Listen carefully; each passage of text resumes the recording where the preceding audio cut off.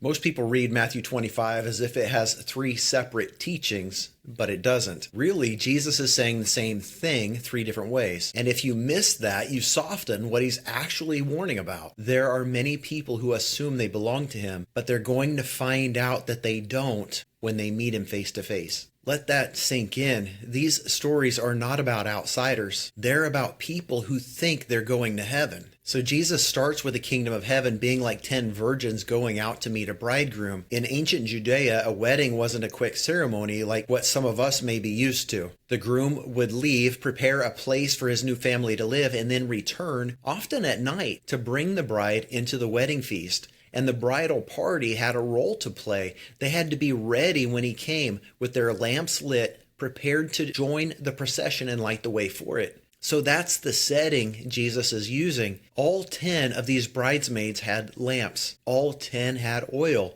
All 10 were in position. The only difference was that 5 brought extra oil and 5 didn't. That's it. And that means separation wasn't about access. It wasn't about their invitation. It was about how they prepared. The foolish ones had accepted the invitation and they were there, but they didn't truly count the cost of what it would actually require to stay ready. So when the delay came, i.e. when life got hard and things didn't go as they expected, half of them didn't make it to the finish line. All of the bridesmaids fell asleep, so that wasn't the issue. They weren't being judged for that. The issue was how much they had prepared before the delay ever came. So when the bridegroom arrived, the ones who were ready went with him. The others were shut out. And then he says to them, I don't know you. This isn't about people who rejected Jesus as Messiah. These people said and did many of the right things, but they didn't actually allow him to transform their lives. They weren't willing to go all the way. After making this point, he goes right into the next story about a man who entrusts his servants with talents before leaving them on a journey. And we miss this if we read it casually.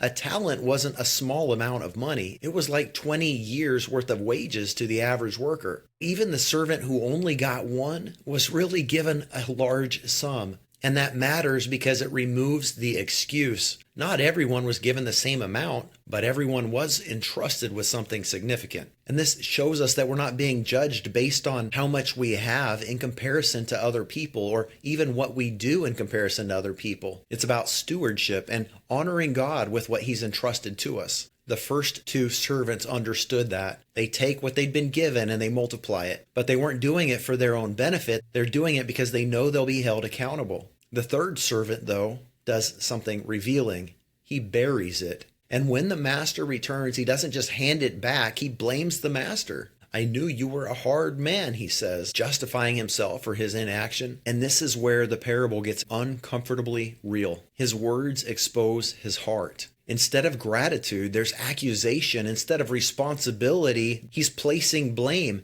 And that attitude leads to inaction. He didn't lose that talent. He didn't abuse it or squander it. He just refused to engage with it. The problem with that is that in the kingdom of heaven, there's no neutrality. A lack of response is in itself a response. He was being unfaithful. This is the person who says, God doesn't give me enough. God didn't do this. This type of person today is the one who blames God for the problems in their life. They're not willing to acknowledge that God is king, that he's creator, that he makes the rules, and that he doesn't have to conform to our idea of what is right. We have to conform to his. And the fact is, we've all been entrusted with an amazing human life with which we can do whatever we wish. So when we look at these first 2 stories side by side, we see that the foolish bridesmaids didn't prepare. The foolish servant didn't act. And although both thought they were aligned with God, who is represented by the groom and by the master, both of these groups were wrong. And then Jesus, in the third story,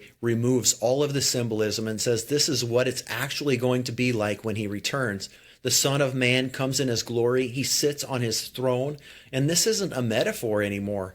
He is king, and one day he will physically return and sit on a literal throne in Jerusalem, physically reigning, and all the nations will be gathered before him. And then he's going to separate us the way a shepherd would separate sheep from goats. And again, the dividing line is not what people expect. He doesn't start with what they believed. He points to how they lived. Did you feed the hungry? Did you give drink to the thirsty? Did you welcome the stranger? Did you care for the sick and imprisoned? And specifically, he ties it to a group that he calls the least of these, my brothers. That's believers, the most vulnerable among his people. And here's what's wild.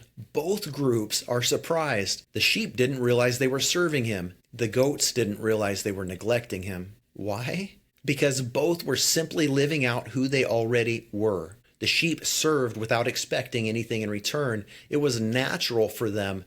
This is how we treat people in the kingdom. They had kingdom hearts. Their hearts were aligned with the king, even if they didn't recognize him every moment. But the goats, they didn't serve because they didn't think there was anything in it for them. Their lives weren't shaped by the king's heart. They operated by transaction, and they never underwent transformation. And that reveals everything. So again, this chapter isn't three disconnected ideas. It's one message. Some didn't prepare, some didn't steward, and some didn't reflect his heart. All of them thought they were in, and that's the warning for us. And this isn't to create fear, it's to bring clarity. Because the kingdom of heaven isn't about saying the right things. It's not about whispering a prayer one time and then continuing on with your life the way you always have. It's about becoming the kind of person who is actually ready for his return, faithfully expecting it, and striving to be aligned with the king's heart. And so the question we should ask ourselves isn't,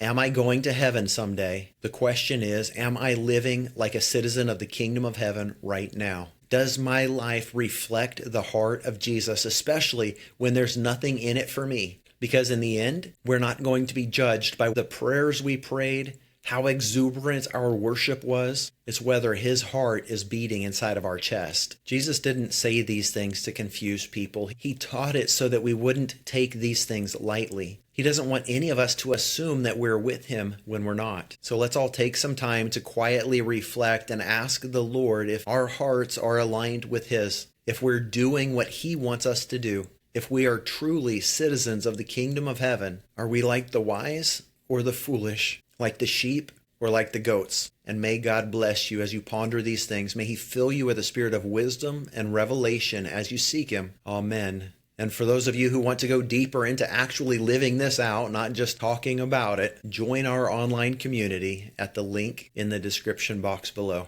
God bless.